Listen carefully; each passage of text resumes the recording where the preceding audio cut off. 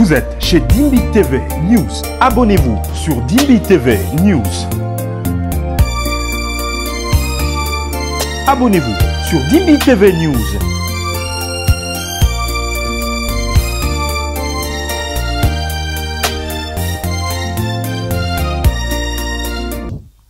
Batu bazako fundayo olingaki kosala buzz dans cette histoire de femme Tamar. Tu peux pas passer comme ça sans pour autant qu'on en parle. Qu'est-ce qui s'est réellement passé avec la femme Tamar en Angola? Voilà. En tout cas, Marc Tab, tu avais raison. Même des gens qui dormaient là-bas, ils se sont réveillés. Donc, comme tu as dit, tu as bien parlé de tous les sujets, mais les Congolais, ils ne t'ont pas écouté. Voilà, les Congolais, ils sont debout là-bas. En tout cas, je bénis le Seigneur pour ta question. C'est une histoire qui a vraiment, comme je peux dire, mis le fait dans les réseaux sociaux et partout dans le monde. On ne peut pas passer inaperçu. Vous savez, Dieu est le maître d'état des circonstances. Peut-être hier, il ne m'avait pas donné le temps de parler. Comme je suis là, vous êtes journaliste, je ne peux pas ignorer cette question. Je vais les répondre. Mais avant de répondre, j'aimerais donner le micro à un couple. C'est pour la première fois qu'on se voit aujourd'hui, de donner un témoignage puissant, fort. Et après leur témoignage, je pourrais maintenant y répondre même 1 minute. Et puis, le bishop Quim, il pourra peut-être ajouter peut-être, je ne sais pas, un conseil à cette nouvelle génération. Je demanderai au couple, surtout à notre maman de l'évangéliste Franck, si acclamons, oui, acclamons fort pour le Seigneur. Le couple, oui, le couple passer même là. Oui. Shalom, peuple de Dieu. Shalom. Soyez abondamment bénis. Je suis pasteur Fifi Logero, l'épouse de l'évangéliste Julien. Je suis pasteur Fifi Logero, l'épouse de l'évangéliste Julien Logero, de l'église de Yahweh Shama à Neuilly-Plaisance. En fait, c'est la première fois que je vois le prophète Nehema, parce que je ne le connaissais pas. Et mon mari et moi, on était en jeûne de 90 jours. On priait par rapport à l'église. Et on avait commencé le 15 décembre. C'était du 15 décembre au 15 mars. Et les 12 mars, non, avant ça, j'avais entendu des rumeurs par rapport à ce qui s'est passé avec la chanteuse. Et moi, je suis pas trop dans les réseaux sociaux. Je suis pas trop dans les réseaux sociaux. Je regardais vite fait prophète Nehema a prophétisé et tout, c'était vraiment vite fait. Après, bon, je vais passer autre. Et j'ai dormi, j'étais en pleine prière de 90 jours. On mangeait pas de viande, tout ce qui est des produits laitiers, poissons et tout, on n'était que vraiment en légumes. Et j'ai dormi, j'avais une vision. J'ai vu qu'on était dans une salle. Il y avait, je ne sais pas où c'était où, il y avait prophète Nehema qui prophétisait sur les gens. Il avait commencé à prophétiser sur moi. Il a prophétisé aussi sur une sœur qui est là, qui est venue aujourd'hui. Et il y avait un aigle derrière lui. Et cet aigle-là lui donnait à manger. Et après, quand je regardais, il était habillé en blanc. Il y avait beaucoup d'anges tout autour de lui. Mais ce qu'il me disait, il me disait juste moi demain, mais je ne comprenais pas tout. Après, quand je me suis réveillée, j'ai dit à ma soeur qui est en train de filmer, j'ai dit, j'ai rêvé des prophètes Nehema, mais je ne les connais pas, j'ai entendu des rumeurs et tout. Je ne sais pas si c'est un vrai ou un faux homme de Dieu, mais après 90 jours de jeûne, je suis sûr que cet homme-là, c'est un vrai homme de Dieu. Parce que mon mari, ici, il y a aussi certaines personnes de membres d'église qui sont là. Moi, quand je dis Dieu m'a dit, ce n'est pas des blagues. Ils peuvent témoigner. Je dis, bon Seigneur, si tu veux réellement que je parle à cet homme, fais que je raconte cet homme. On a commencé la prière, mon mari et moi. Je suis allé sur Internet. J'ai tapé prophète Néhéma. J'ai regardé vite fait les prédications et tout. Et après, j'ai vu un numéro d'un homme de Dieu comme ça. J'ai dit, bon, je vais quand même appeler pour avoir les numéros du prophète.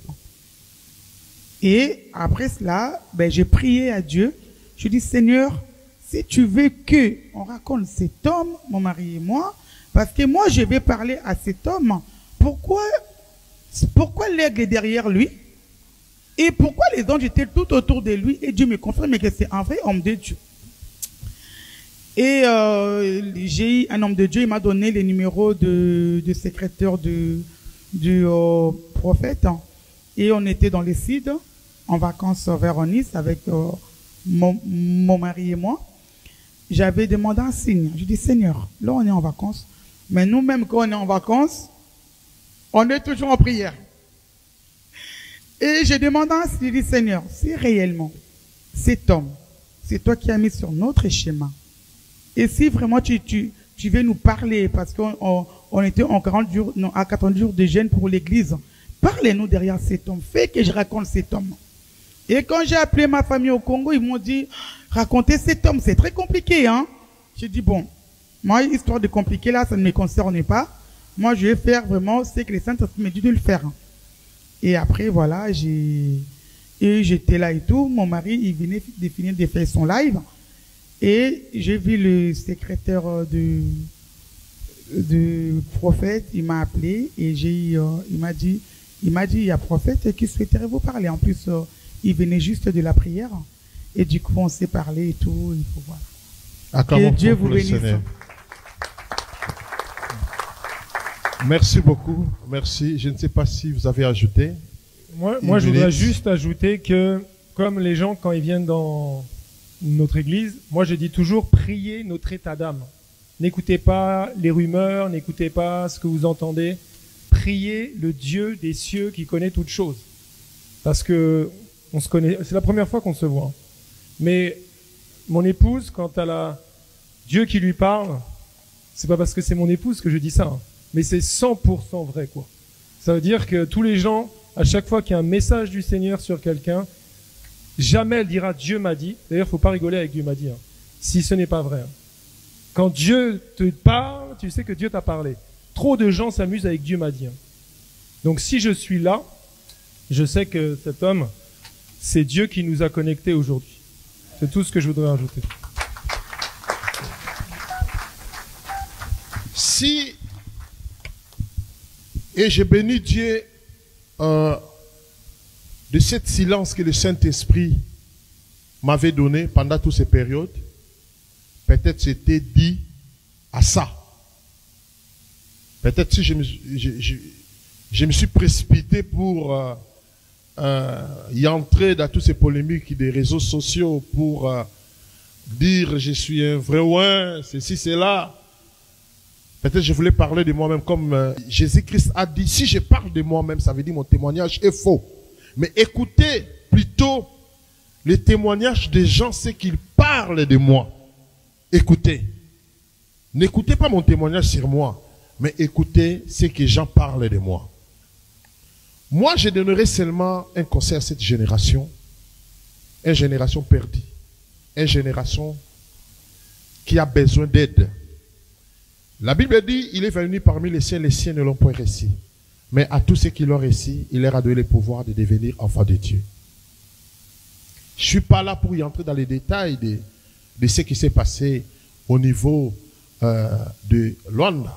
J'étais là, comme je suis là, dans mon programme, je suis en train d'exercer. C'était un programme bien précis.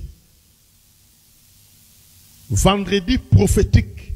J'enseignais sur la prophétie et démonstration de la prophétie. C'était au moins pendant 3 mois. Ça veut dire chaque vendredi, pendant 3 mois. Et la servante de Dieu s'est présentée. Je ne la connaissais pas. Je pense que tout à l'heure, notre maman, malgré qu'elle est du Congo, on voit déjà qu'elle est dans un autre monde. Elle s'est mariée à notre frère français. Il est dans un autre monde. Mais elle est du Congo. Ça ne m'a pas dérangé de dire qu'elle ne me connaissait pas. Je dois faire tout un problème. Parce qu'elle a dit qu'elle ne me connaissait pas. Non. Elle a le droit de me connaître. Comme s'il n'a pas le droit aussi de me connaître.